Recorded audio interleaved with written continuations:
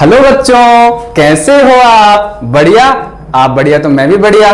Welcome to the Bodhanam. मैं प्रदीप कुमार, आपका बड़ा भैया, आ गया हूं लगाने पार आपकी नैया। आज हम बात करने जा रहे हैं कक्षा 10 के बहुत ही शानदार और बहुत ही बढ़िया चैप्टर के बारे में, चैप्टर नंबर 1, जिसकी हल्की फुल्की चर्चा हम हमारी पीछे की वीडियो के अंदर कर चुके हैं। रियल नंबर, रियल नंबर यानी कि वास्तविक संख्याएं। वास्तविक संख्याएं क्या होती हैं, कौन कौन सी होती हैं, और उससे पहले के नंबर की जो भी बात थी वो हमने कर ली थी। पूर्ण संख्या, प्राकृतिक संख्या, परिमित संख्या, अपरिमित संख्या, इंटीजर वगैरह सारा सब कुछ हमने देख लिया था। और फाइनली अब हम आ गए हैं हमारे एनसीईआरटी के 10th का जो सिलेबस है, जो क्वेश्चंस हैं उनके ऊपर आ चुके हैं। उनकी हम यहाँ पे अब 1 by 1 क्या करेंगे, बात करेंगे। तो आइए चलो देख लेते हैं रियल नंबर, चैप्टर नंबर 1। इसको स्टार्ट करने से पहले बेटा मैं आपको फिर से दोबारा से एक बात बता देना चाहता हूं कि ये जो चैप्टर है बेटा, ये आपके वैल्यू 6 को कंटेन करता है। मींस ये आपके अंक 6 का है। कितने का है बेटा? अंक 6 का। यानी कि इसके अंदर से पूछे जाने वाले जो भी प्रश्न होंगे वो नहीं भी नहीं करते 6 नंबर के तो कम से कम पूछे ही जाएंगे। अब इसके अंदर हमें पढ़ना क्या क्या है, तो हमें छोड़ तो बिल्कुल भी नहीं सकते। पढ़ना क्या क्या है उसके बारे में देखना है। रियल नंबर मतलब वास्तविक संख्या, ठीक है। We will learn in this chapter. इस चैप्टर के अंदर एक्सरसाइज नंबर 1.1, एक्सरसाइज नंबर 1.2, 1.3, 1.4, यानी कि बेसिकली हम इसके अंदर क्या पढ़ेंगे, 4 एक्सरसाइज पढ़ेंगे। अब उन एक्सरसाइज के अंदर क्या क्या है वो देख लेते हैं। Euclid's division lemma and algorithm, division of integers, यानी कि जो अपने पास में यूक्लिड की विभाजन प्रमेयिका है उसकी बात करेंगे, एल्गोरिथम की बात करेंगे, और पूर्णांकों का जो विभाजन है उसकी बात हम यहां पे करेंगे। फिर आता है अपने पास में prime factorisation method, HCF, LCM, ठीक है। प्रूव एंड इर्रेशनल नंबर, यानी कि जो भी अपने पास में इर्रेशनल नंबर हैं उनको सिद्ध करना, ठीक है। उसके बाद में आता है अपने पास में टर्मिनेटिंग और नॉन टर्मिनेटिंग डेसिमल एक्सपेंशन, यानी कि जो भी आपके पास में शांत और अशांत दशमलव प्रसार है उसकी बात अपन यहां पे एक्सरसाइज नंबर 1.4 के अंदर लास्ट में कर लेंगे। और अब हम स्टार्ट करने जा रहे हैं अपनी एक्सरसाइज नंबर 1.1। उसके अंदर जितने भी क्वेश्चंस होंगे बेटा उनको अपन 1 by 1 एक एक करके और बहुत ही जीरो से उठा करके चीजों को,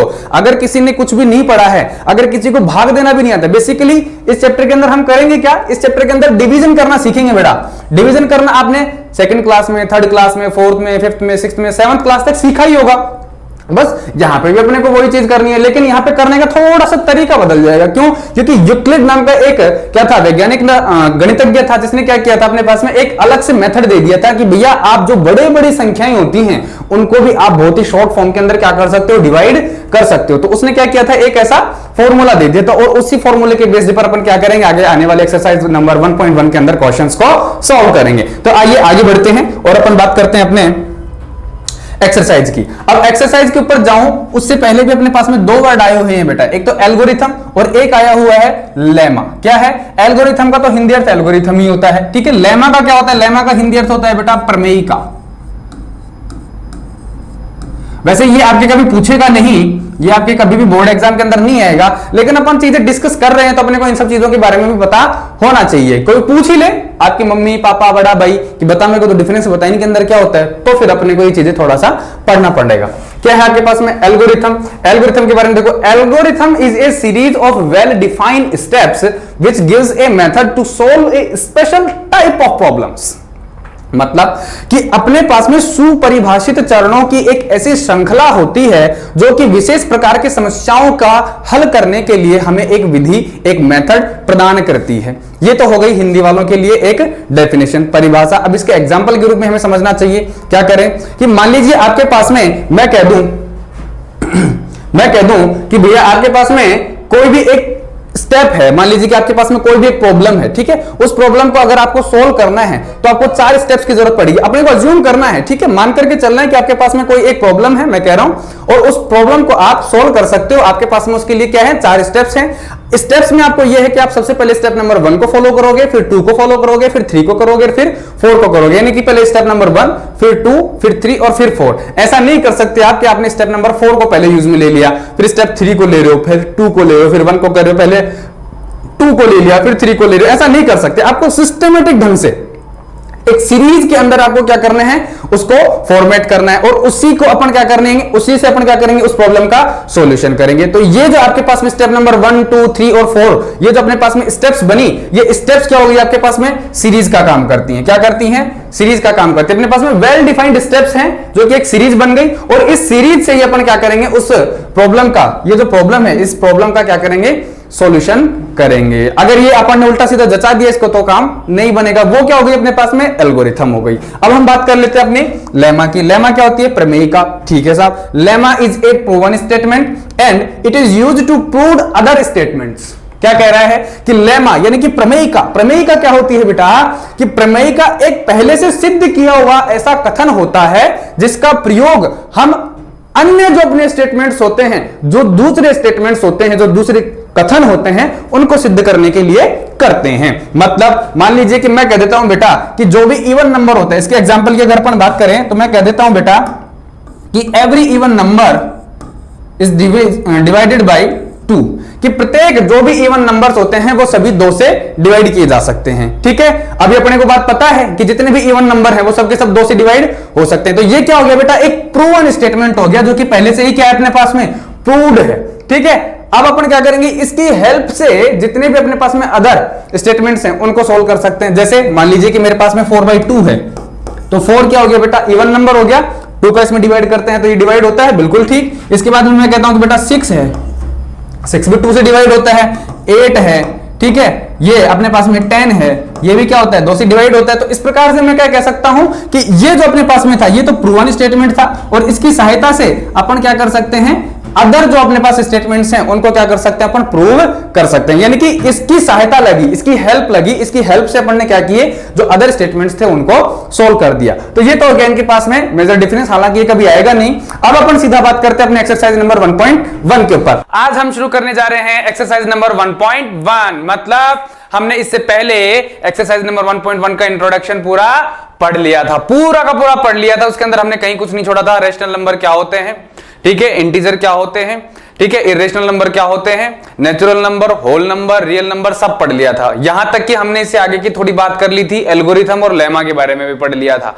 अब हम आते हैं हमारे मेन टॉपिक के ऊपर। किसके ऊपर, मेन टॉपिक के ऊपर। मतलब क्या करेंगे अब अपन बात करेंगे यूक्लिड डिवीजन लेमा की। किसकी बात करेंगे, यूक्लिड डिवीजन लेमा, कि किस तरीके से हम इसको अप्लाई करेंगे, अप्लाई करने का मेथड क्या होगा हमारा, किस तरीके से इसको अप्लाई करके हम हमारे सवालों को हल करेंगे। चिंता करने की जरूरत नहीं है। आपका प्रदीप भैया है ना, है ना, है ना, तो फिर अब आ जाओ, चलो हम शुरू करते हैं आपका एक्सरसाइज नंबर 1.1 का एग्जांपल नंबर 1। आइए देखते हैं क्या कहता है ये, कि use Euclid's algorithm to find the HCF of 4052 and 12576। मतलब कि 4052 और 12576 का क्या निकालना है बेटा, क्या निकालना है मेरे बेटे, जल्दी बताओ, जल्दी बताओ, क्या निकालना है, एचसीएफ। क्या निकालना है, एचसीएफ, यही तो निकालना है, एचसीएफ निकालना है। और प्रयोग किसका करना है, यूक्लिड विभाजन एल्गोरिथम का प्रयोग करना है, यूक्लिड विभाजन एल्गोरिथम का प्रयोग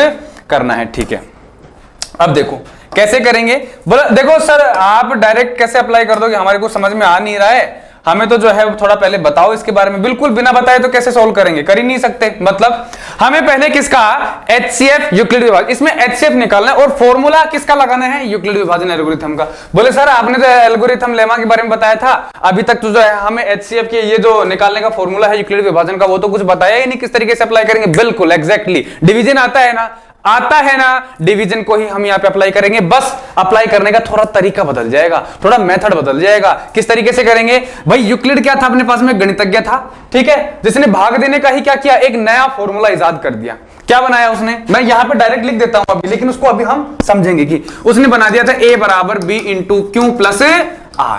उसने ये बता दिया। बोलो सर ये क्या है, हमारे को समझ में नहीं आ रहा। अब आएगा समझ में, अब आएगा समझ में, चिंता करने की जरूरत नहीं है, बिल्कुल भी नहीं है। क्या करोगे, देखो ध्यान दो, मैं ये कहता हूं कि आपके पास में 2 नंबर है। क्या है, आपके पास में 2 नंबर है। मैं मान लेता हूं एक तो 124 है और एक मैं मान लेता हूं 24 है, और मैं कह देता हूं कि बेटा इनका एचसीएफ जो है वो आप फाइंड करो। तो कैसे करोगे, बोल सर हमने 9th क्लास में पढ़ा था एचसीएफ फाइंड करना, तो आज आप क्या बता रहे हो, एचसीएफ हम फाइंड कर सकते हैं इसका। बिल्कुल मुझे पता है आप कर दोगे, मुझे पता है आप कर दोगे। कैसे करोगे मैं ये भी बता देता हूं आपको। देखो आप 124 ठीक है, बने रहना बोर्ड के ऊपर, पूरा बने रहना अगर आपको पूरा का पूरा एक्सरसाइज कंप्लीट करना है तो। ठीक है, ध्यान से जीरो से स्टार्ट करेंगे, एकदम बिल्कुल लेवल से काम करेंगे और टॉप लेवल तक जो पूरा का पूरा बता के गया था ना ये, ठीक है, ये का ये पूरा का पूरा तुम्हारे दिमाग में घुसा दूंगा, चिंता मत करना तुम। 2 है 1 2 4, देखो 2 छिके 12, 2 दूनी 4, लेकिन उसको समझने से पहले हमें ये चीजें पता होनी चाहिए। ठीक है, अपन सीधे सीधे नहीं जाएंगे, थोड़ा घूम करके जाएंगे ताकि हमें रीजंस का पता रहे कि हमें इसकी जरूरत क्यों पड़ी, ये हमारे लिए आसान क्यों है। अभी देखो हम HCF इस तरीके से भी निकाल सकते हैं गुणनखंड विधि का प्रयोग करके, जैसे कि आप 9th क्लास में निकाला करते थे। ठीक है, एलसीएम निकाला करते थे, जैसे कि इसका हम निकालना चाहें कितना आएगा, जैसे ठीक है 2 का दिया कितना आ गया माय डियर 31 का फिर इसमें दिया कितना आ गया 1। इसी तरीके से 24 है अपने पास में। आप जब तक भाग देते रहते हो जब तक कि नीचे क्या ना आ जाए बेटा, क्या ना आ जाए, 1 नहीं आ जाए। ठीक है, और ये खत्म बात। ठीक है, आप क्या करोगे, HCF कैलकुलेट करोगे, करो साहब। 24 है, 24 को आपने क्या लिखा, 124 है, इसको क्या लिखा आपने 2 इंटू 2 इंटू 31। ठीक है, और 24 को क्या लिखा बेटा आपने 2 इंटू 2 इंटू और कितना है 2 इंटू 3, ऐसा ही तो कुछ है। आप 9th क्लास में ऐसे ही कुछ पढ़ते थे, बोले सर पेयर बना देते हैं, कितने पेयर बन रहे हैं, 2 पेयर बन रहे हैं, किस किस के बन रहे हैं 2 के बन रहे हैं, मतलब HCF जो होगा वो 2 इंटू 2 मतलब कितना हो जाएगा 4 हो जाएगा। यही HCF होगा, बिल्कुल एग्जैक्टली यही HCF होगा। बोले सर HCF तो इसी तरीके से निकाल सकते हैं, बोले ऐसे अब आपको जो है वो गुणनखंड करने की जरूरत नहीं है, इस तरीके से आपको जो प्राइम फैक्टराइजेशन करने की जरूरत नहीं है। तो बोले फिर सर क्या करें, अभी बताता हूं, ध्यान दो, मैं ये सब हटा रहा हूं एक पल के लिए। कितने पल के लिए, एक पल के लिए, पल दो पल का ये समा, ध्यान दें। देखो मैं कहता हूं आपके पास में कितना है 124 है, कितना है 124। ठीक है, और इसके अंदर आपको डिवाइड करना है कितना बेटा 5 से। आपके पास में ये ऐसा भी लिखा हो सकता है 124/5, ये हो सकता है आपके पास में ऐसा भी लिखा हुआ हो सकता है आपके पास में जो है कुछ ऐसा लिखा हुआ हो। मैं इसको हटा देता हूं 1 सेकंड के लिए, ये भी लो, हाँ 124 भाग में 4, ऐसे भी लिख के दे सकते हैं। भाग मतलब तो एक ही है ना, मतलब तो एक ही है कि 124 के अंदर 4 का भाग देना है, दे रहे हैं अपन। ठीक है, दीजिए 4 तिया 12, खत्म बात, उतार लिए 4 एकम 4 0। ये आपके पास में क्या होगा बेटा, ये आपके पास में होगा डिविडेंड, क्या होगा सॉरी डिवाइजर, ये आपके पास में क्या होगा डिवाइजर। ये आपके पास में जिसका अपन यूज में ले रहे हैं या जो बड़ा संख्या है जो अंदर है वो क्या है आपके पास में डिविडेंड, क्या है डिविडेंड। ये क्या है आपके पास में, ये जो 31 आया है ये है कोशेंट, क्या है कोशेंट। ठीक है, और ये जो 0 बचा है, ये जो 0 बचा है ये क्या है आपके पास में, ये है रिमाइंडर। अब हिंदी मीडियम वाले सोच रहे होंगे बोले यार ये क्या बता रहा है, कुछ पल्ले ही नहीं पड़ रहा है। ध्यान दो, आ जाओ, चिंता मत करो। मैं कह रहा हूं आपके पास में कि ये 4 है, ठीक है, और ये आपके पास में कितना है 26 है, कुछ ऐसा। अरे कुछ ऐसा ही तो है भाई, 26 के अंदर अपने को क्या देना है 4 का भाग देना है, दो। अब सोचना कि सवालों के ऊपर अपन जाएंगे, थोड़ा इसको समझ लेते हैं एक बार। ठीक है, 26 के अंदर 4 का भाग दो, 2 4 ठीक है 24, कितने बचे 2। ठीक है, अब ये जो है आपके पास में ये क्या होगा आपका भाजक, जो मैंने यहां पे लिखा है ना बेटा, ये जो मैंने डिवाइजर लिखा है ना वो ये भाजक है। ये जो है आपके पास में ये क्या है भाज्य, क्या है माय डियर भाज्य। ये है आपके पास में क्या भागफल, क्या है भागफल। कौन सा फल, भागफल, नोट सीताफल। ये क्या है आपके पास में शेषफल, क्या है शेषफल। बोल सर शेष तो नाग होता है, शेष कभी कभी फल भी हुआ करते हैं, ये शेष फल है, क्या है शेष फल है। मतलब अब उसने सारी चीजें देखी, किसने, मैंने नहीं, गणितज्ञ किसने, यूक्लिड ने। और यूक्लिड ने क्या दिया, बोले यार कुछ ना कुछ तो इसमें मैं लगाता हूं, क्या लगाऊं क्या लगाऊं क्या लगाऊं। उसने देखा, बोले यार ये 26 है ना, ये जो 26 है ये कैसे आ रहा है, अगर अपन देखें तो ये आ रहा है यार, अपन इसको क्या कर देते हैं, इसे मल्टीप्लाई कर देते हैं, 6 चौका 24 और नीचे बचा हुआ 2 इसमें ऐड कर देते हैं तो 26 बनता है, यही तो बनता है भाई। आप क्या करो, डिविडेंड जो है उसको लाने के लिए भाजक और भागफल को मल्टीप्लाई कर दो, ठीक है, और शेषफल उसमें जोड़ दो। तो ये चीज उसने देखी, ऑब्जर्व करी, और ऑब्जर्व करने के बाद उसको क्या लगा, बोले यार मैं कुछ ऐसा नहीं लिख सकता क्या, मैं जो है वो कुछ ऐसा नहीं लिख सकता क्या। ऑब्जर्व करने के बाद में उसने ये लिख दिया कि डिविडेंड बराबर में डिवाइजर इनटू में कोशेंट प्लस में रिमाइंडर, प्लस रिमाइंडर। ठीक है, ये उसने बात लिख दी। अब देखो आगे, जैसे शक्तिमान आता था ना, अब देखो आगे उसी तरीके से डिविडेंड बराबर में डिवाइजर इनटू क्वोशिएंट प्लस में रिमाइंडर। ये दे दिया उसने फॉर्मूला कि आप किसी भी डिवीजन मेथड से आप सोल्व करते हो तो आप ये वाला फॉर्मूला अप्लाई करके और डायरेक्ट आंसर निकाल सकते हो, पहली बात। दूसरी बात, उसने एक चीज और देखी यहां पे ऑब्जर्व करी कि ये जो आपके पास में शेषफल है, हजारों प्रकार के तरीके से उसने भाग दिया और ये उसने ऑब्जर्व किया कि ये जो शेषफल है ये कभी भी जीरो से जो है छोटा नहीं आता। और ये चीज हम भी जानते हैं, आपने भी अपने जीवन के अंदर अब से बचपन से लेकर के और अब तक लाखों बार भाग दिया होगा, करोड़ों बार गुणा किया होगा। तो आपने कभी देखा है कि भाग देने पर शेषफल में जीरो से कभी नीचे आया हो, मतलब कोई नेगेटिव नंबर जो है वो शेषफल में आया हो? नहीं आया ना, नहीं आया ना। इसका मतलब क्या कह सकते हो आप कि आपका जो रिमाइंडर है, जिसको मैं आर से रिप्रेजेंट कर रहा हूं या डायरेक्ट रिमाइंडर भी लिख सकता हूं, वो कभी भी आपका जो है वो जीरो से छोटा नहीं होगा। जीरो के बराबर हो सकता है लेकिन जीरो से छोटा कभी नहीं होगा, नेगेटिव में कभी नहीं जाएगा, जीरो रहेगा। आर जो है वो जीरो के बराबर या फिर जीरो से जीरो रह जाएगा, जीरो के बराबर रह जाएगा, फिर जीरो से बड़ा होगा, जीरो से छोटा कभी नहीं जाएगा। समझ में आई बात? और दूसरी बात क्या है कि ये जो है आपके पास में कभी भी, ये आपके पास जो भाजक है या यूं कह सकते हैं कि जो डिवाइजर है, इससे कभी भी बड़ा नहीं होगा, इससे कभी भी बड़ा नहीं होगा। क्यों नहीं होगा? अरे बोला अगर यहां ये 2 इस 4 से बड़ा हो गया, मतलब मान लीजिए मैं एक सेकंड के लिए यहां पे कह देता हूं कि बेटा ये जो 2 है आपके पास में, ये 2 ना होकर के आपके पास में इस 4 से बड़ा कोई 5 है। क्या है? 5 है। तो इस 4 का भाग फिर चला जाएगा ना इसमें, फिर शेषफल थोड़ा ना रहेगा। ये शेषफल थोड़ा ना रहेगा। शेषफल कब बचता है? जब इस संख्या का इस संख्या में भाग ना जाए।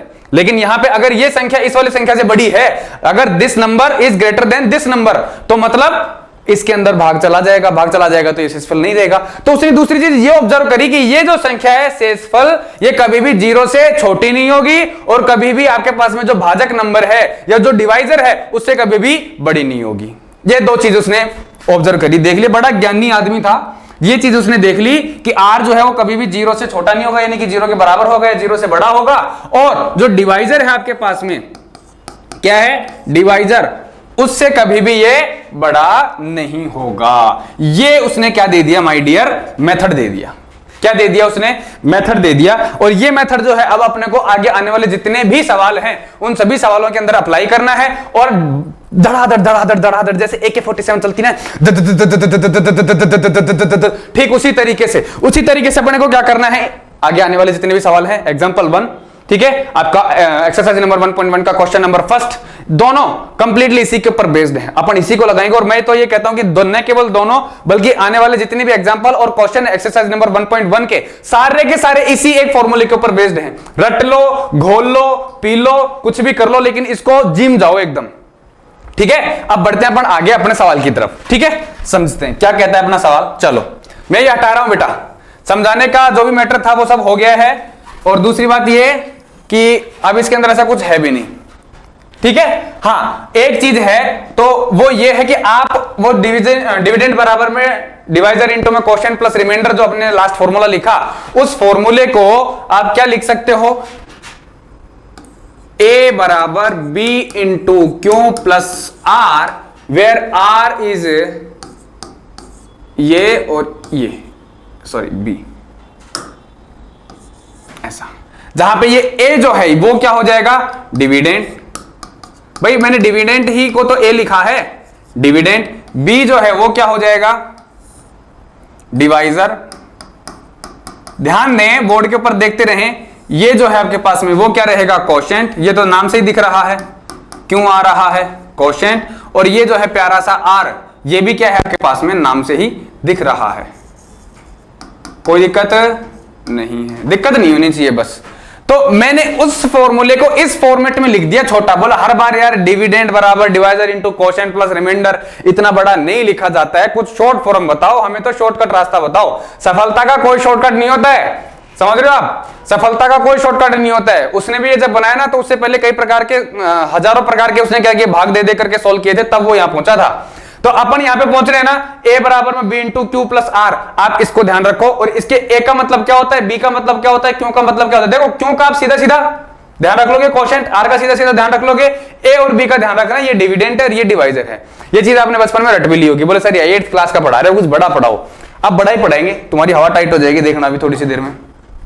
ठीक है, अब मैं ये हटा रहा हूं कंप्लीटली और अब अपन बात करेंगे अपने क्वेश्चन की। जहां तक आप लोग समझ पा रहे हो, देखो अब अपने पास में क्या है, दो नंबर हैं, क्या है, दो नंबर हैं, प्यारे प्यारे छोटे छोटे नंबर हैं, ठीक है। देखो 4052 और 12576, ठीक, ये बड़ा नंबर है, ये छोटा नंबर है, भाग देंगे, एचसीएफ निकालेंगे तो कैसे करेंगे, हमारे पास में 12576 है, उसके अंदर 4052 का सीधा सीधा हम क्या दे देंगे, भाग दे देंगे। मतलब हमारे पास में जो फॉर्मूला है, ये यूं लिख सकते हैं, according to the Euclid's division formula,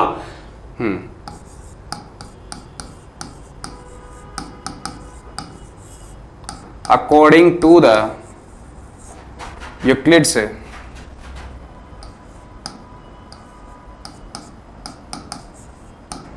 Euclid's division formula, क्या है अपने पास में फॉर्मूला, अपने पास फॉर्मूला है बेटा A is equals to b into q plus r, यही है, अरे यही तो है अपने पास में फॉर्मूला। मतलब आपको क्वेश्चन करने का मेथड बता रहा हूं मैं कि आपको क्वेश्चन किस तरीके से करना है, ठीक सेम तरीके से रिपीट करना है। तो अपन यहां पे क्या लिख सकते हैं, so we can write, so we can write, और हम क्या लिख सकते हैं, हम लिख सकते हैं अकॉर्डिंग टू दिस फॉर्मूला 12576 है, और इसके अंदर डिवाइड कर देंगे किससे बेटा, 4052 से। कैसे, मतलब हम, अब आप क्लाइमेक्स देखो फिल्म का, यहां पे लिख रहा हूं मैं, ठीक है, क्योंकि लेंथ ही होने वाला है ये, तो मैं यहां लिख रहा हूं, ध्यान से समझना। क्या है अपने पास में, 4052 है, और हम इसका भाग देंगे 12576 के अंदर, कुछ यही नंबर है क्या अपने पास में, ठीक है। अब गौर से देखो, ये 4052 है, ये क्या है आपके पास में, बी, इसी को तो हम बी बोलते हैं। ये क्या होता है आपके पास में, ए, तो मैंने यही तो लिखा है ए, और ये क्या है, बी। अब जैसे ही आप इसके अंदर भाग दोगे तो देख करके देखो अपनी कॉपी के अंदर और मैं बोर्ड के ऊपर, कितनी बार जाएगा, 3 बार, कितनी बार जाएगा, 3 बार, और आएंगे कितना, 12156, मल्टीप्लाई करके देख लेना बेटा। फिर यहां पे क्या करते हो, माइनस करते हो, 6 में से 6 जाएंगे, कितने बचेंगे, 0, 7 में से 5 जाएंगे, कितने बचेंगे, 2, 5 में से 1 गया बेटा, कितने आएंगे, 4, कुछ ये बचेगा क्या, ये जो बचता है इसको हम क्या लिखते हैं, रिमाइंडर, और यहां पे ये जो आता है आपके पास में, इसे हम क्या लिखते हैं, भागफल, क्वोशिएंट। तो यहां पे अपने पास क्या लिखेंगे, a बराबर b इंटू क्यू के फॉर्मूले के अकॉर्डिंग 12576 डिविडेंट हो गया, 4052 डिवाइजर हो गया, इनटू में क्या लिखेंगे, क्यू यानी कि क्वोशिएंट कितना है, 3, प्लस रिमाइंडर कितना है, 420, ठीक है।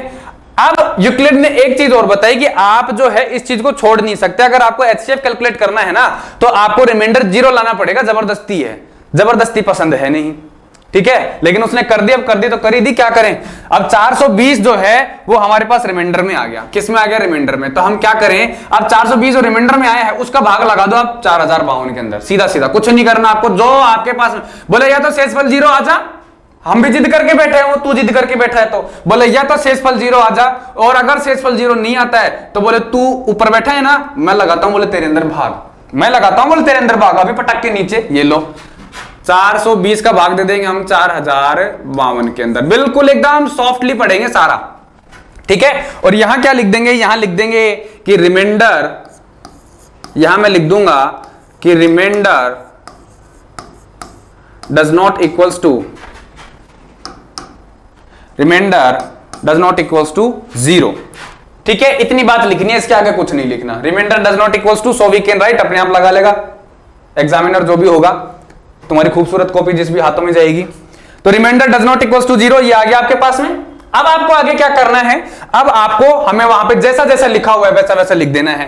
अब अपने पास में 420 जो है ये क्या हो गया, ये डिवाइजर, 4052 क्या हो गया, डिविडेंड। तो हम यहां पे लिख देते हैं 4052 बराबर में 420, अब इनटू में क्वोशिएंट आ जाएगा, इसका इसमें लगाओ भाग, कितना आ गया बेटा, लगाओ मेरे हिसाब से 9, ठीक है, लगा दो, 0 को 0, 9 दूनी 18, 1, 9 चौक 36 और 1 37, 3780 आ गए क्या, माइनस करोगे तो कितने बचेंगे, ये 2 बच गए, ठीक है। ये 15 में से 8 जाएंगे तो कितने बचेंगे, 15 में से 8 जाएंगे तो बचेंगे बेटा 5 और 2 7, ठीक है। यहां पे बच गए 9, 9 में से 7 जाएंगे तो बच जाएंगे 2, 272, बोले फिर 0 नहीं आया, फिर समस्या कर दी। मतलब आप डायरेक्ट अब लिख सकते हो 420 इंटू में 9 प्लस रिमाइंडर कितना है 272, ठीक। और फिर यहां पे लिख दो remainder does not equals to 0। अब आप क्या करोगे, आप बोले ठीक है 420 तू बड़ा राजी हो रहा है, नीचे आ जा, नीचे आ जा। आ गया, ले आए पकड़ के नीचे, लगा दिया भाग। कितनी बार गया, एक बार। तो मैं ये बात लिख देता हूं यहां पे कि 420 आ गया अब अपने पास में डिविडेंड के रूप में, और 272 हो गया अपने पास में किसके रूप में बेटा, डिवाइजर के रूप में। हम इसको मल्टीप्लाई कर देते हैं किससे, कोशेंट से। कोशेंट कितना, 272 का 420 में कितनी बार जाएगा, एक बार। 420 ऊपर और 272 नीचे, कट। ठीक है साहब, लगाओ माइनस। कितना आएगा, 10 में से 2 गए तो 8। इसके पास कितने बचेंगे, बोले साहब 11। ठीक है, 11 में से 7 गए तो 4, 3 में से 2 गए तो 1। फिर बोले यार 148 बच गया, मतलब 272 इंटू में 1 प्लस 148, और remainder does not equals to 0। थोड़ा सा लेंथी हो जाएगा, बने रहना धैर्य के साथ, जाना मत मुझे छोड़ के अकेले इस बोर्ड पे। ठीक है, ये बात मैं आगे लिख देता हूं, कोई दिक्कत नहीं है। चलो यहां तक, इसके आगे की बात। ठीक है, अब हम क्या करेंगे, बोले 148 यहां आ गया, 272 को पकड़ लो, नीचे ले आओ। मैं यहां दे रहा हूं, ठीक है, ध्यान दे। 148 का मैंने 272 पकड़ करके नीचे लेके आ गया मैं, और फिर मैं इसमें दे देता हूं भाग। ठीक है, 148 का 272 में दिया कितनी बार, एक बार ही तो जाएगा या ज्यादा जाएगा। मेरे को देखो 148 का पढ़ा आता नहीं है, मैं तो वैसे ही कर रहा हूं। 12 में से 8 गए तो कितने आए, 4 आ गए क्या, कितने आ गए, 4। यहां पे कितने बचेंगे आपके पास में, 6 में से 4 जाएंगे तो 2, और फिर आपके पास में 2 में से 1 गया तो 1। अब आप क्या लिखोगे यहां पे कि 272 इज इक्वल्स टू 148 इंटू में 1 प्लस 124, यही तो है। और साथ में क्या लिखोगे, रिमाइंडर। अपने को लाना क्या है, अपना फोकस क्या है, रिमाइंडर 0 आना चाहिए। साम दाम दंड भेद कुछ भी लगा दो, रिमाइंडर 0 ले आओ। Remainder does not equals to, आगे बढ़ो, क्या कहेंगे अब अपन, 148 को पकड़ के नीचे, ठीक है, और फिर इसका दे देंगे एक बार। कितनी बार गया ये, 124। इसको लिख देते हैं हम, 148 हमारा क्या हो जाएगा इस बार, डिविडेंट। 124 क्या हो जाएगा, डिवाइजर, इनटू में 1 प्लस कितना बचेगा, रिमाइंडर कितना बचेगा। देखो 8 में से 4 गए तो सुंदर सा 4, 4 में से 2 गए तो सुंदर से 2, 24 आ गए क्या, 24। रिमाइंडर फिर 0 नहीं आया, अरे किस्मत ही फूटी पड़ी है क्या। Remainder does not equals to 0। ठीक है, अब क्या करेंगे, बोले 124, बहुत राजी हो रहा है, आजा नीचे, आजा 24 के सामने आजा, शेषफल के सामने आजा। इसके सामने आ गया, 124 के अंदर 24 का दिया भाग, कितनी बार जाएगा बेटा, 24 पंजे 120। अरे 24 का पढ़ा तो आता है, ये तो नहीं आते थे, लेकिन 24 का तो आता है। 24 पंजे 120, ये क्या आ गया आपके पास में, 4। कितना आ गया, 4। ठीक है, तो यहां पे आप क्या लिखोगे कि 124 इज इक्वल्स टू 24 इंटू में 5 प्लस 4। और अब आप क्या करोगे, लिख दोगे सुंदर सुंदर अक्षरों में कि remainder does not equals to 0। ठीक है, रिमाइंडर 0 नहीं है, तो आप क्या करोगे, अब आप 4 के सामने 24 ले आओ। 4 के सामने 24 आ गया, कितना बच गया बेटा, 6 चौका 24। यहां पे 6 आ गया, मैं यहां लिख देता हूं, है ना, 6 चौका 24, ये लो, कट। कितना बच गया आपके पास में, शेषफल 0 आ गया क्या, और यही तो अपने को चाहिए था, शेषफल 0 चाहिए था। इस बात को हम यहां पे बहुत ही प्यार से लिखेंगे, क्योंकि हमारी जो मंजिल थी, जो जिसकी हमें चाहत थी, वो चीज हमें मिल चुकी है। हम लिखेंगे इसको 24 is equals to 4 into 6 plus 0। ठीक है, अब ध्यान दें, यहां तक का खेल खत्म होने के बाद में आपको ध्यान ये रखना है कि लास्ट वाली टर्म या लास्ट वाला स्टेप जिसके अंदर आपके पास में क्या आ जाए, रिमाइंडर 0 आ जाए, उस टर्म का या उस स्टेप का जो भी भाजक होगा या जो भी डिवाइजर होगा मेरे बेटा, वही आपका क्या होगा, HCF होगा। वही आपका क्या होगा, HCF होगा। मैं यहां पे सुंदर सुंदर अक्षरों में लिख देता हूं कि लास्ट स्टेप्स डिवाइजर, ठीक है, लास्ट स्टेप्स डिवाइजर, ये अपॉस्ट्रोफी एस है, इसका मतलब होता है का के की। Last steps divisor equals to क्या होगा आपके पास में HCF। लास्ट स्टेप का जो डिवाइजर होगा वो आपका क्या हो जाएगा HCF हो जाएगा। लास्ट स्टेप कब आएगी जब रिमाइंडर 0 हो जाएगा। ठीक है, तो यहां पे आप सुंदर सुंदर अक्षरों में लिख सकते हो कि HCF इज इक्वल्स टू, और HCF किसका किसका है 4052 ब्रैकेट में लिख दो, और कोमा कितना है 12576, 12576। इनका जो HCF है वो कितना है, वो है हमारे पास में 4। ये आपके पास में क्या हो जाएगा आपका HCF हो जाएगा 4। आंसर खत्म बात। अरे यही तो है, यही तो करवाया है मैंने, ये आपको करना है, ये आपको लिखना है। ठीक है, ये लिखना है बोर्ड एग्जाम में, ये मत करिए ना। ठीक है, ये तो आपकी जो कॉपी का लास्ट के अंदर रफ कार्य आता है ना उसके अंदर करना है। ये तो आपको सिर्फ और सिर्फ करना क्या है, आपकी मेन एग्जाम कॉपी में सिर्फ ये नंबर इस प्यारे से सुंदर से चित्र के मिलेंगे आपको, उसके नहीं मिलेंगे। वो आपको कहां करना है पीछे, लेकिन वो सही होगा तो ही ये लिखा जाएगा। समझ पा रहे हो ना बात को? तो वो आना बहुत ज्यादा जरूरी है, इसके ऊपर गहनता से नजरें डिगाए रखना, तब आपकी ये जो काम है आसानी से हो जाएगा। ठीक है, यहां तक का आपका ये क्वेश्चन हो चुका है। Example number first, show that every positive even integer is of the form 2q and that every positive odd integer is of the form 2q + 1 where q is some integer.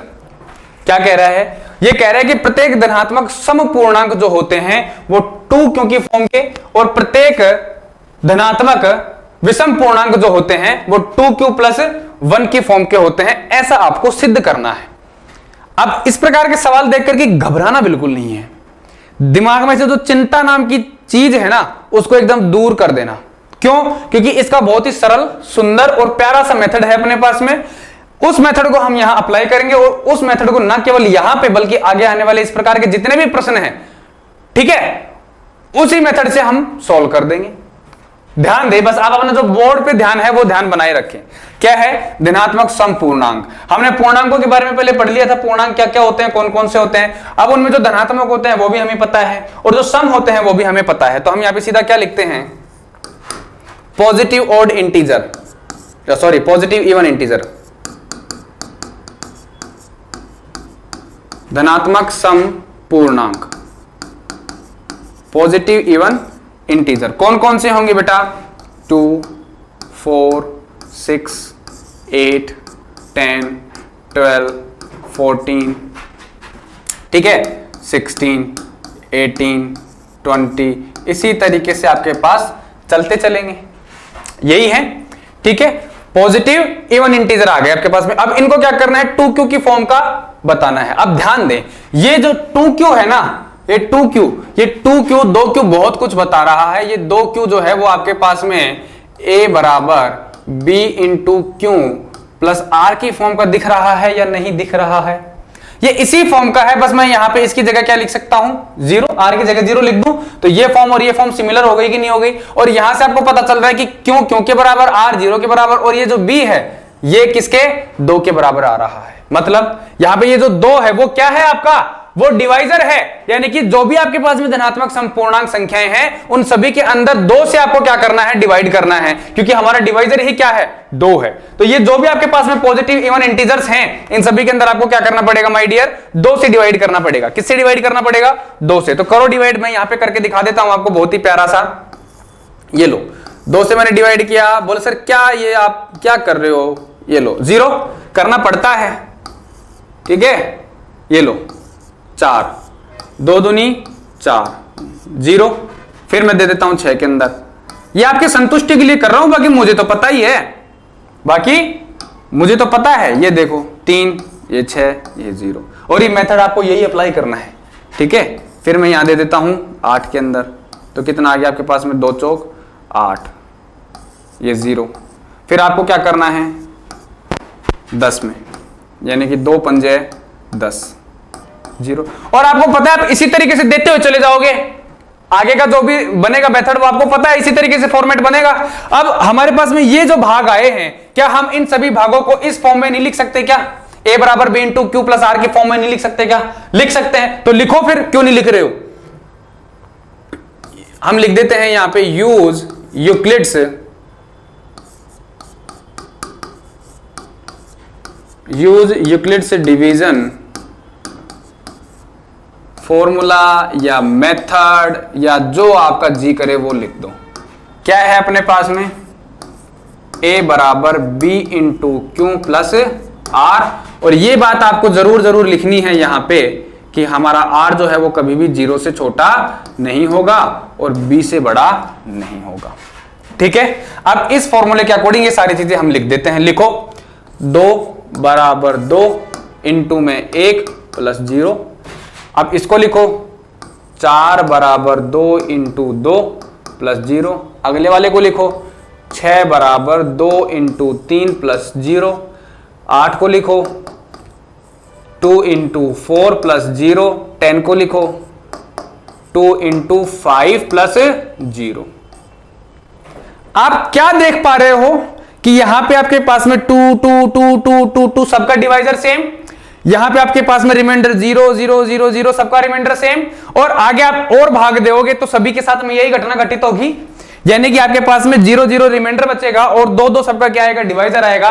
बस क्या हो रहा है आपके पास में, ये जो क्यू है, ये जो क्यू है ये चेंज हो रहा है 1 2 3 4 5, और हम यहां पहले कह चुके हैं कि क्यू क्या होगा, एक इंटीजर होगा। तो ये जो क्यू है वो आपके पास में इंटीजर ही तो है, क्यों क्या है आपके पास में, इंटीजर ही तो है। ये सारा का सारा इसी प्रकार से चलता रहेगा, कहीं कोई दिक्कत नहीं है। मतलब फाइनली आप इन सब को देख करके ये बात नहीं कह सकते क्या कि जो भी आपके पास में पॉजिटिव इवन इंटीजर्स हैं वो 2 क्यू की फॉर्म में है। अगर मैं 1 2 3 4 5 को यहां पे क्यू लिख दूं सिर्फ ही, तो ये पूरा का पूरा क्या बन जाएगा, 2 क्यू नहीं बन जाएगा क्या।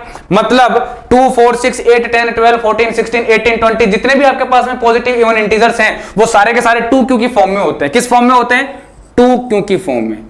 ठीक है, ये बात हमें लिखनी है। So from observation, from above observation, so from above observation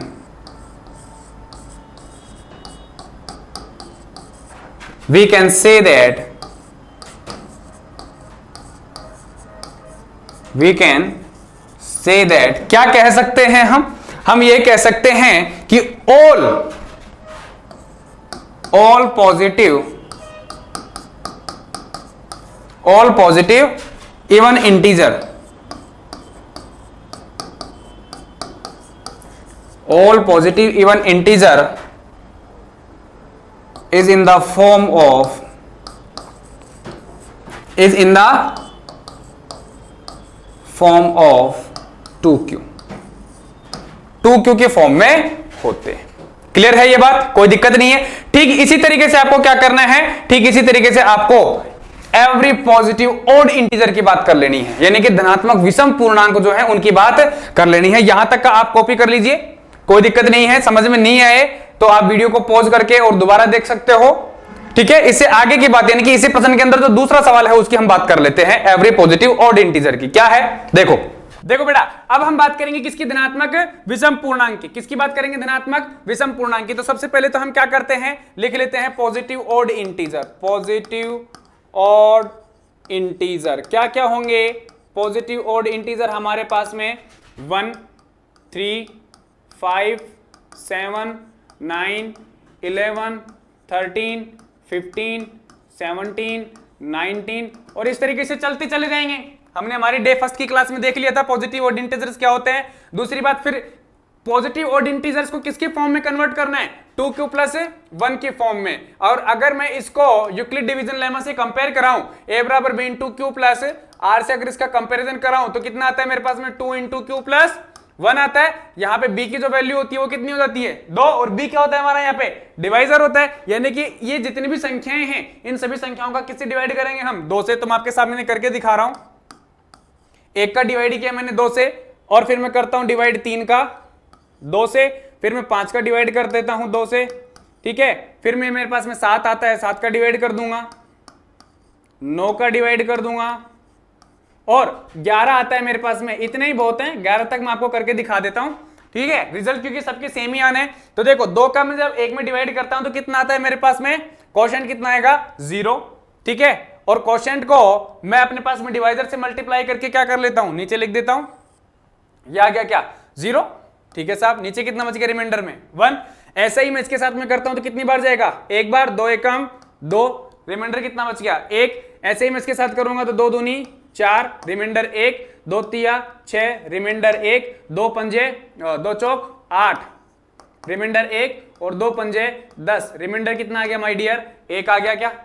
यहां पे इन सभी संख्याओं में डिवाइड करने पर आपको पता चलता है कि रिमाइंडर जो है इन सभी में क्या बच रहा है 1 बच रहा है। शेषफल कितना आ रहा है सभी का 1 आ रहा है। यूक्लिड डिवीजन लेमा लगा देता हूं, यूज यूक्लिड्स डिवीजन फॉर्मूला। और यूक्लिड डिवीजन फॉर्मूला क्या होता है वो हमें पता है, क्या होता है माय डियर a बराबर b into q plus r, और जहां पे r जो है वो क्या होता है 0 से बड़ा या 0 के बराबर और b से छोटा, यही होता है। ठीक है, अब ये जो भी मैंने भाग दिए हैं इन सभी भाग को इस फॉर्मूले की फॉर्मेट में मैं लिख रहा हूं आपके सामने। तो सबसे पहले इसको लिखूंगा, क्या आएगा मेरे पास में यहाँ पे डिविडेंड 1, फिर आता है b क्या अपने पास में डिवाइजर जो कि 2 है, इनटू में क्वोशिएंट कितना है 0 प्लस रिमाइंडर कितना है 1। ठीक है, इसके लिए अगर मैं लिखूं तो मेरे पास में कितना आ जाएगा 3, डिविडेंड कितना है 3, मेरे पास में डिवाइजर कितना है 2 और क्वोशिएंट कितना है 1 प्लस रिमाइंडर कितना है 1।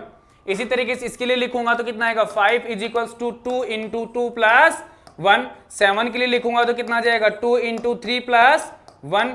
9 के लिए लिखूंगा तो कितना आ जाएगा 2 इंटू 4 प्लस 1, यही आएगा। आगे भी आप लिख सकते हो 11 के बाद में, सॉरी 11 का आप लिख सकते हो यहाँ पे कितना आ जाएगा 2 इंटू वहां से देखो 5 प्लस 1। इसी तरीके से 13 का लिख सकते हो, इसी तरीके से आप किसका लिख सकते हो 17 का लिख सकते हो, सॉरी 15 का भी लिख सकते हो,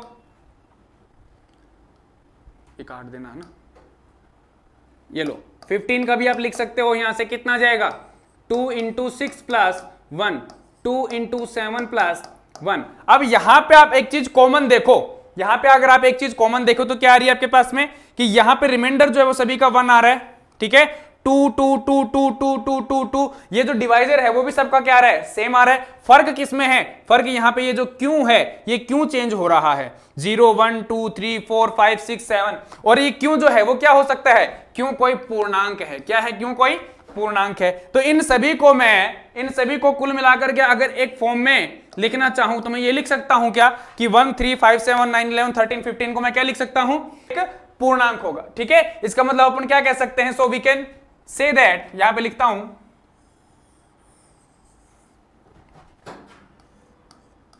so we can say that every positive odd integer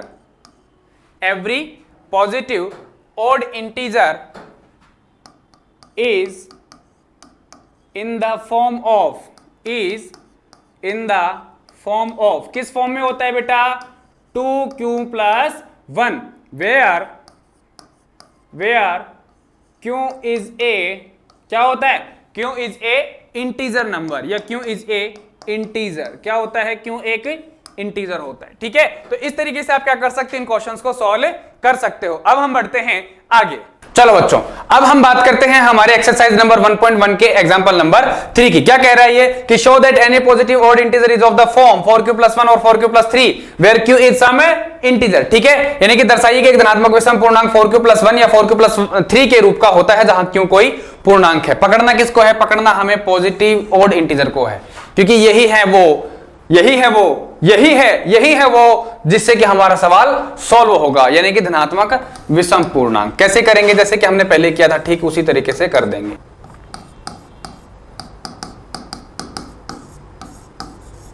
positive odd integer कौन कौन से होंगे 1 3 5 7 9 11 13 15 17 19 इसी तरीके से होंगे ना, इसी तरीके से तो होंगे, बढ़ता रहेगा आगे तक चलता रहेगा पॉजिटिव ऑड इंटीजर। ठीक है, हमें दर्शाना क्या है 4q+1, किसको 4q+1, 4q+1 लिख देते हैं यहाँ पे 4q+1 और इसका कंपैरिजन करा देते हैं a बराबर में b into q plus r से, और यहां से पता चल रहा है कि इसमें जो भाजक है वो कितना है 4 है, यानी कि 4 का भाग देना पड़ेगा किसके अंदर, ये जितने भी आपके पास में पॉजिटिव ऑड इंटीजर्स आ रहे हैं इन सब के अंदर। तो दे दीजिए भाग में यहां पे लगा देता हूं अकॉर्डिंग टू द, हूबहू पहले वाले सवाल की तरह करेंगे, ठीक है।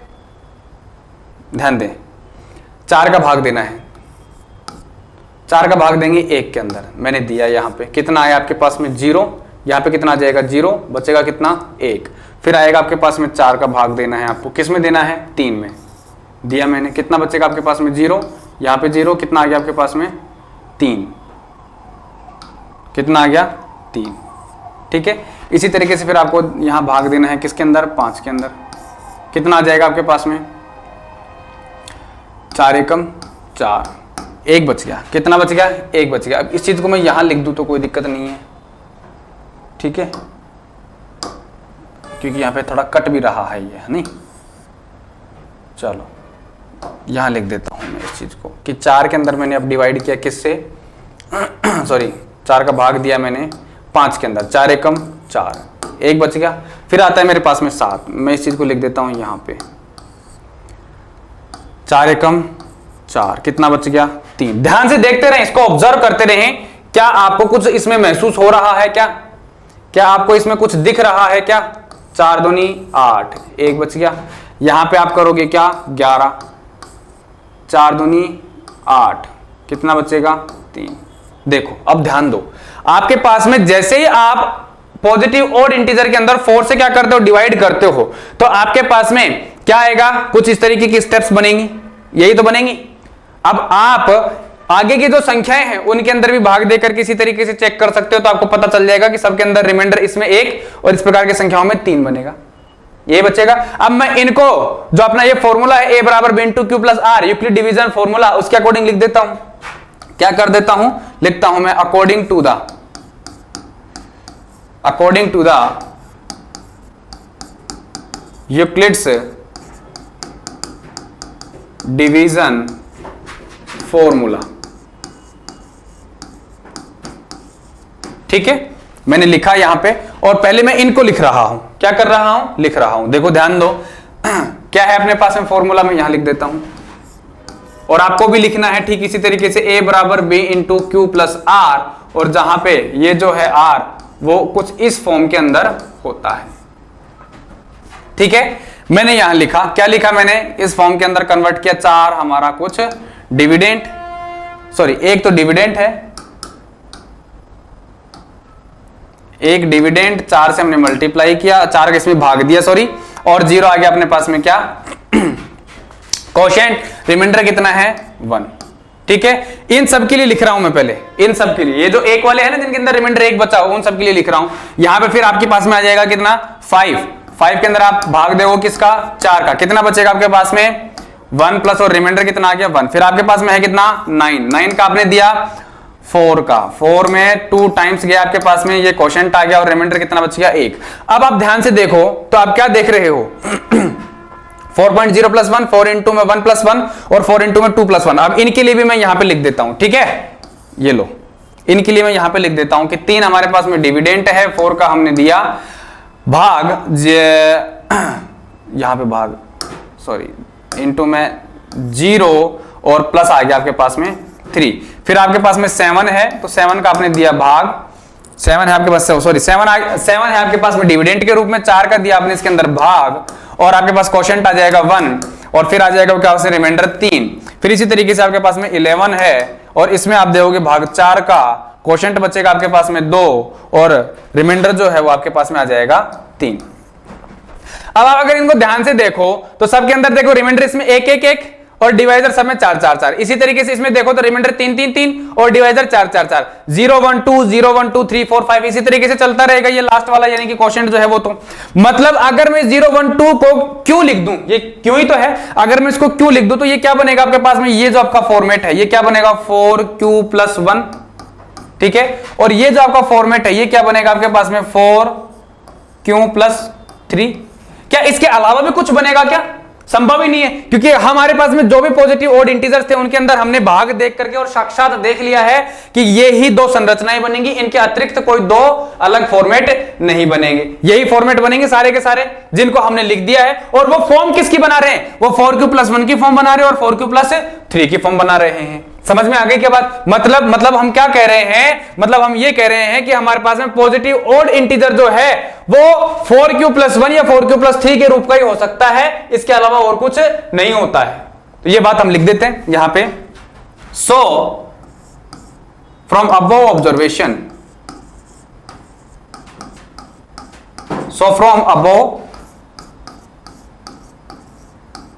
ऑब्जर्वेशन we can write या we can say, we can write that all positive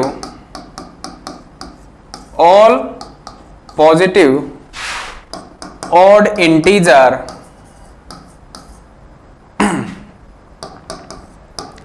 is in the form of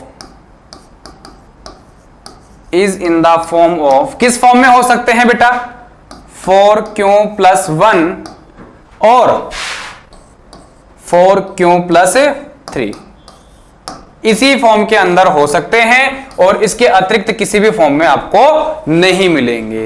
इसी तरीके से आपको अपने क्वेश्चन पेपर को या जो आपका एग्जाम पेपर होगा उसको, अगर ये एग्जाम के अंदर आता है तो ठीक इसी प्रकार से आपको क्या करके आना है, सॉल्व करके आना है, कहीं भी इसके अंदर परिवर्तन नहीं करना है आपको। ये फाइनल है, समझ रहे हो आपको, ये फाइनल है, ये ऐसे कैसे आपको कंप्लीट करके आना है। ठीक है, अब हम बात करते हैं हमारे एग्जांपल नंबर 4 की। एग्जांपल नंबर 4 क्या कहता है बेटा, काजू की बर्फी वाला। यस,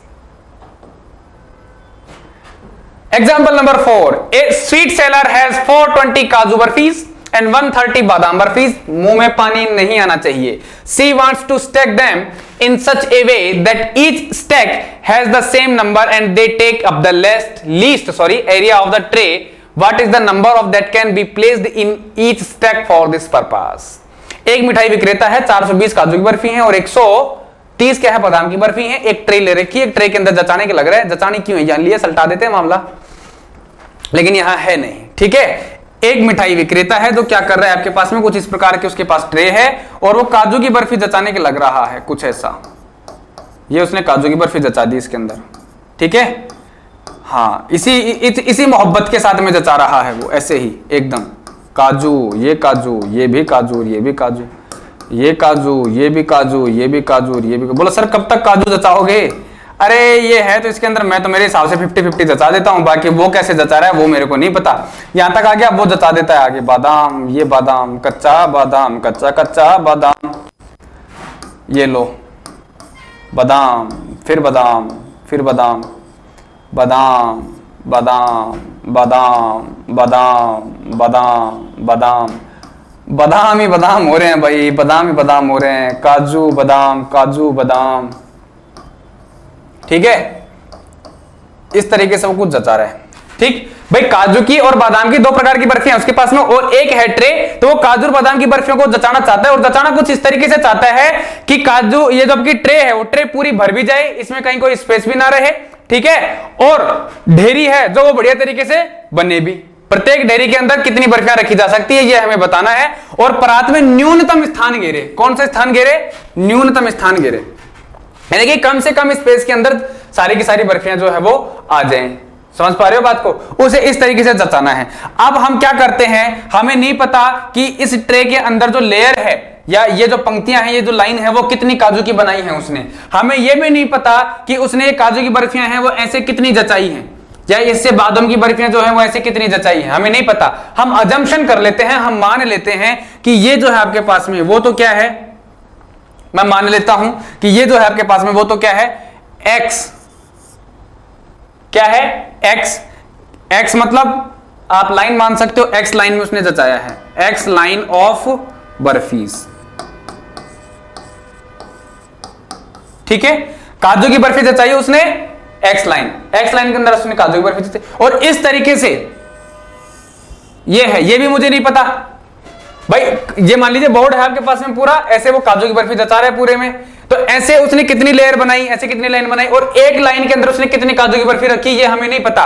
तो मैं मान लेता हूं कि उसने लाइन तो कितनी बताई बर्फी की, एक्स लाइन बनाई, और प्रत्येक लाइन के अंदर जो है वो कितनी बर्फी जचाई उसने, जैसे मैंने यहाँ पे 5 लिखा हुआ है, 5 बर्फी जचा रखी, ठीक उसी तरीके से हमें नहीं पता कितनी जचाई है, हम मान लेते हैं कि वाई लाइन या वाई बर्फीज उसने जचाई है, ठीक है, वाई बर्फी। इसी तरीके से भाई जितनी लाइन तो वो सेम ही बनाएगा सबकी, ऐसे एक्स, ये समझ रहे हो, काजू की बर्फी के बराबर में ऐसे बादाम की बर्फी रखता हुआ चलेगा, तो मतलब जो लाइन बनेगी ऐसे वाली, वो लाइन तो क्या रहेंगी, सेम रहेंगी, ऐसे क्या रहेंगी, सेम रहेंगी कि नहीं रहेंगी, यानी कि एक्स लाइन ऑफ बर्फीज है, तो यहां पे ये जो बादाम की बर्फियां हैं माय डियर, ये भी क्या रहेगा, एक्स लाइन ऑफ बर्फीज रहेंगी, क्या रहेंगी, एक्स लाइंस ऑफ बर्फीज, ठीक है। अब ऐसे उसने कितनी जचाई है ये हमें नहीं पता, इसको हम क्या मान लेते हैं, इसको हम मान लेते हैं जेड, क्या मान लेते हैं, जेड, कि ऐसे उसने जेड बर्फी जमाई है। तो फाइनली हम क्या लिख सकते हैं इन दोनों को, मैं इसको 420 को x इंटू वाई नहीं लिख सकता क्या, क्यों, क्योंकि आपके पास में x तो क्या है, लाइन है, और एक लाइन के अंदर y बर्फी है, तो टोटल जो बर्फी हो गई वो कितनी हो गई, x इंटू वाई हो गई कि नहीं हो गई, x इंटू वाई यानी कि 420 हो गया। और आपके पास में 130 क्या है, बादाम की बर्फी, इसमें क्या लिखोगे आप, x इंटू जेड, भाई x लाइन के अंदर z बर्फी जमा रखी उसने, एक लाइन के अंदर z बर्फी, इस तरीके से, तो टोटल जो आपके पास में बर्फी हो गई वो कितनी हो गई, 130 हो गई। फाइनली आपने ये देख लिया। अब यहां पे x क्या आ रहा है बेटा, कॉमन, क्या आ रहा है, कॉमन आ रहा है, ठीक है। और हमें पता है ये जो x कॉमन आया है, ये x क्या है, ये लाइन ऑफ बर्फीज है, ये जो न्यूनतम स्थान गिर रही है, ठीक है। यहां से हमें पता चल रहा है कि ज्यादा से ज्यादा इसके अंदर जो चीज कॉमन आ रही है वो क्या है, यही है, यानी कि आपको क्या करना है, इसके अंदर हाईएस्ट चीज निकालनी। फाइनली हम ये कह सकते हैं कि ये जो टाइप है क्वेश्चन का, इसके अंदर हमें बर्फियों के लिए एचसीएफ कैलकुलेट करना है, क्या करना है, एचसीएफ कैलकुलेट करना है। तो हम कर लेते हैं, ये मैंने तुम्हें क्यों बताया है, ये इसलिए बताया है कि इस टाइप के जो प्रश्न हैं वो आपके अगर और भी आ जाएं तो आप उनको इसी तरीके से फॉर्मेट में जमा करके करो तो ज्यादा बढ़िया है, इसमें आप कंफ्यूज नहीं होगे। बाकी तो मैं डायरेक्टली आपको वन वर्ड ये भी बोल सकता था बेटा कि आपको इस प्रकार के प्रश्नों में है वो तो सीधा एचसीएफ निकाल लेना है या एलसीएम निकाल लेना है, ये चीज देखनी है और वो सब कर देना है, लेकिन अपना क्या कंसेप्ट को आपको समझना है, क्या करना है, कंसेप्ट को समझना है। अब मैं यहाँ पे सीधा क्या कह रहा हूं कि आपके पास में दो चीजें हैं, एक तो क्या है 420 और एक क्या है आपके पास में 130, इनका एचसीएफ निकालना है। वही अपना पुराने वाला मेथड, क्या करेंगे, आंसर अकॉर्डिंग